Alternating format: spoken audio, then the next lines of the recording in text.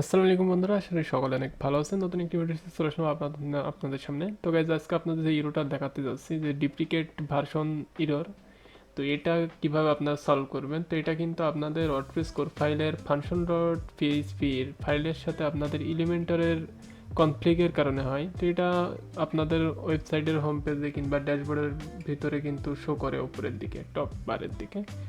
তো এটা কিন্তু আপনার পিএইচপি ইরর। তো এটাকে আপনার ডিবাগ মোডে থাকলে এটা আপনার ডাইরেক্টলি আপনার ওয়েবসাইটে শো করবে। তো এটা আপনাকে রিমুভ করতে হবে।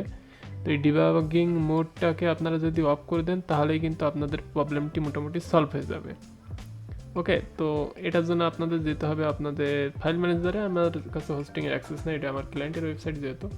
তো এখানে wp-config.php ফাইলটাতে যাবো আমি। জাস্ট এখানে যে আমাকে এডিট করতে হবে, অ্যান্ড আমাকে এখানে খুঁজতে হবে যে এখানে false wp debug option true রয়েছে। তো ট্রু মানে এটা অন করা রয়েছে, এটাকে ফলস করতে হবে। ডিবাগিং মোডটাকে ফলস করে দিলে আমাদের কিন্তু কাজ হয়ে যাবে।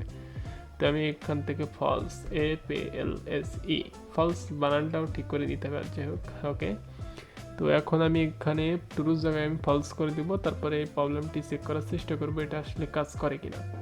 ওকে, তো আমি এখন সেভ অ্যান্ড ক্লোজ করবো। সেভ অ্যান্ড ক্লোজ করে দিলাম। প্রবলেমটি এখন আশা করা যায় ঠিক হয়ে যাবে। ওকে, তো দেখা যাক চেক করে। তো রিলোড দেওয়ার পরে দেখা যাক এটা ঠিক হয় কিনা। তো গাইস, দেখতে পাচ্ছেন আমার কিন্তু ওয়েবসাইটটা ঠিক হয়ে গেছে। এটা একটা ডেমো ইম্পোর্ট করা রয়েছে, জাস্ট ক্লায়েন্টের ওয়েবসাইট, ক্লায়েন্টই জানে। তো যাই হোক, আজকের মতো গাইজ এইটুকুই। যদি ভিডিওটি ভালো লাগে তাহলে অবশ্যই চ্যানেলটিকে সাবস্ক্রাইব করুন, এবং যদি কোনো অন্য প্রকার হেল্প লাগে তাহলে অবশ্যই আপনারা কমেন্ট করে জানাবেন, আমি রিপ্লাই দেওয়ার চেষ্টা করবো। সকলকে ধন্যবাদ, আল্লাহ হাফিজ।